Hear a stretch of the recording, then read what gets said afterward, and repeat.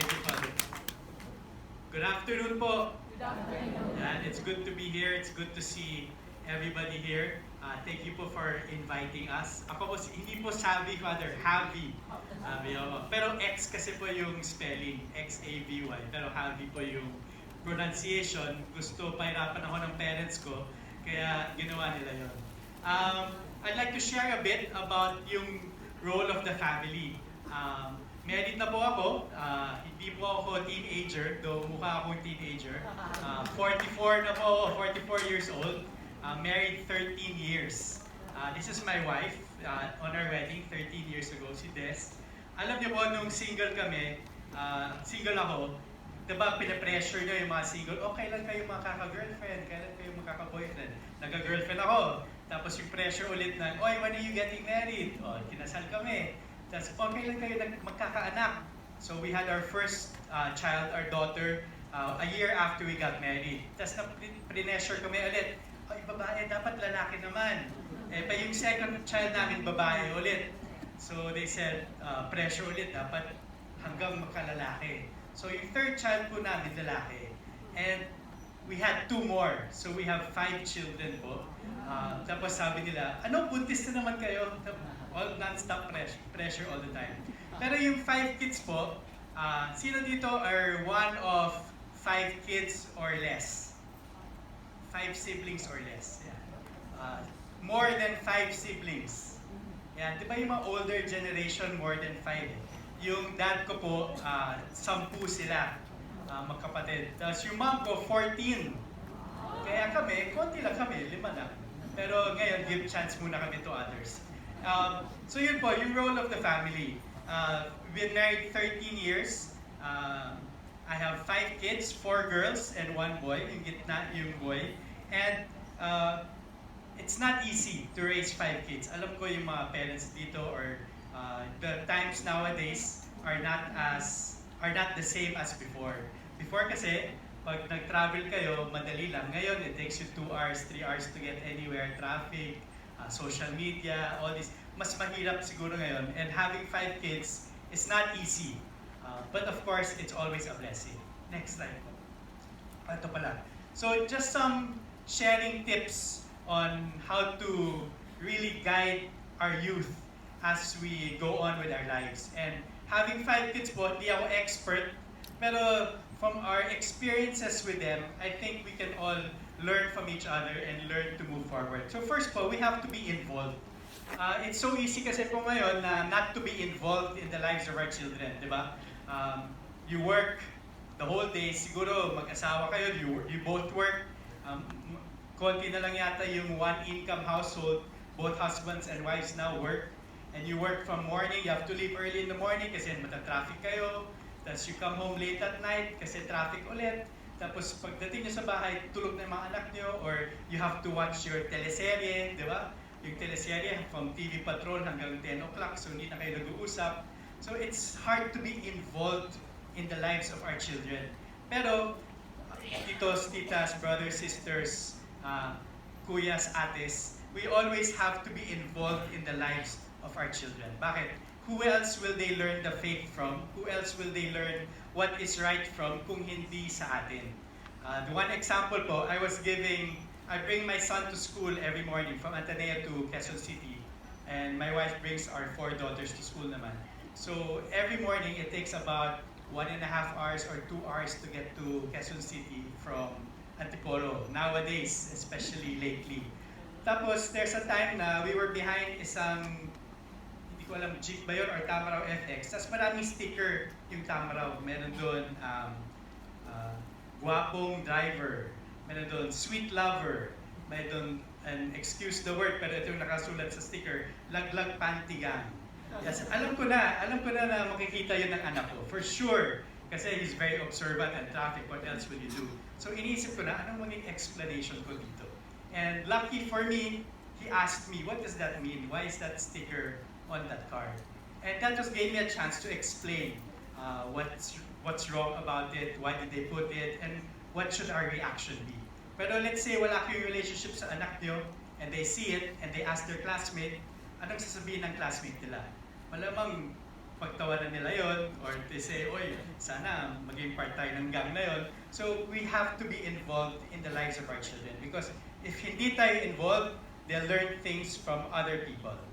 Next slide po. And we have to control the conversation. Ito yung mga 5 kids po namin, 4 girls, 1 boy. Yan. So we have to control the conversation. There's so many influences.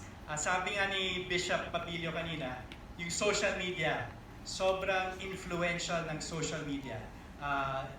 Do you know yung favorite apps ng mga anak or ng mga apo ninyo? Ano yung mga apps na nakikita nyo sa phone nila? Meron silang Snapchat? Meron ba? Mga young dito. May Snapchat ba kayo? TikTok? May TikTok? Ayan. Yung mga... For the longest time, we didn't want our kids to have social media. Kasi di ba may age limit yon? If you research Facebook, Instagram, you'll see that there's an age limit.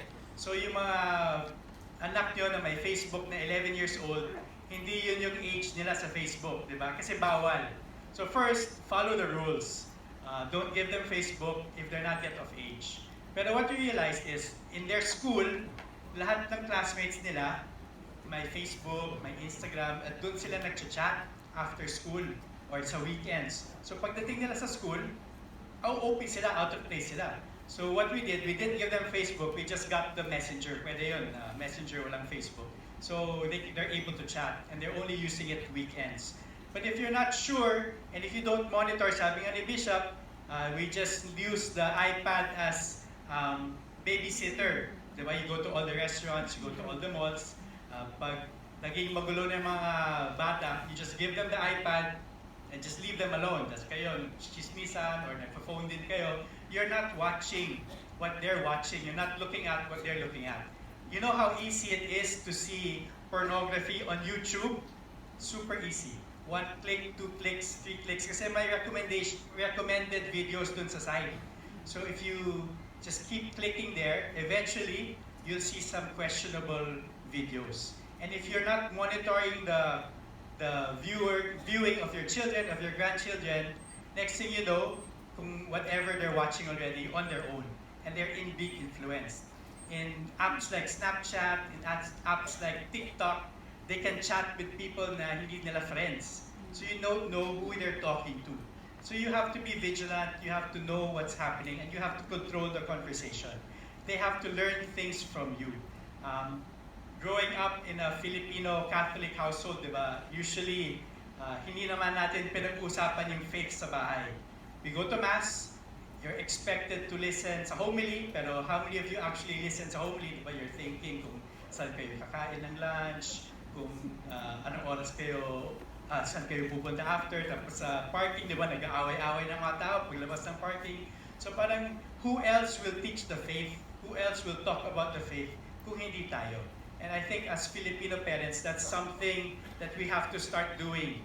We cannot trust it to schools lang, because you're not sure what the schools are teaching also. Next slide. And third, we have to have a mission.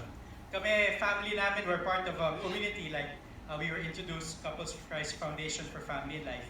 And what we want to do is to give our children a mission. To go be missionaries just like us. My wife ko and I are both missionaries. My wife spent also 1 year in Zimbabwe before we were married. And now we regularly go on mission to different places, give sessions to different kinds of people. And we try to involve our children. Kasi our children don't only follow what we say, but they follow what we do. They follow our example. And to give them a mission as well, no matter how old they are, they can learn from us.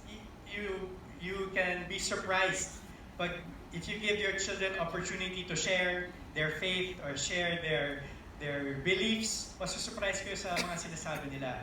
Every night we have our prayer time, and kami ng wife namin, more or less when we do our prayers, more or less automatic na, di ba? Thank you Lord for this day, thank you Lord for all the blessings, ganyan. Pero our kids, sobrang lalim ng mga prayers nila every night. And usually when you tell them to pray for somebody, they remember that person for weeks, and they keep praying for them. Like, what's the name of that priest who was shot sa Nueva Ecija ba yun? Father, ano nga yun? Father Nilo. So we were telling our kids about that, Father Richmond Nilo. And for weeks, even maybe 2 months, our second daughter, si Ida, would pray for him every night in our prayer time. And that really touched us because they can see na if you teach them the right way and if you live out the mission that you want to do, your kids will really get it. Yun lang po siguro yung three topics, yung three things na yun. Be involved, control the conversation, and find a mission for your family. Like last slide po. Ito po kami, we pride ourselves on saying that we are a family on mission. Because more than just receiving the faith and receiving this from our parents and from our grandparents, we want to impart it to others as well. And siguro yun yung lacking sa faith natin ngayon, especially our Philippine Catholic Church. I think, sabi nga ni Bishop kanina, we are a young population but an aging church. And this is our challenge, to bring the young people back to active participation in the church. And hindi naman kailangan yung young people na yun na hindi nyo kilala. Let's start with your children, let's start with your grandchildren, let's start with your relatives. Because at the end of the day, we want everyone to be with us in heaven. Yun lang po. Thank you.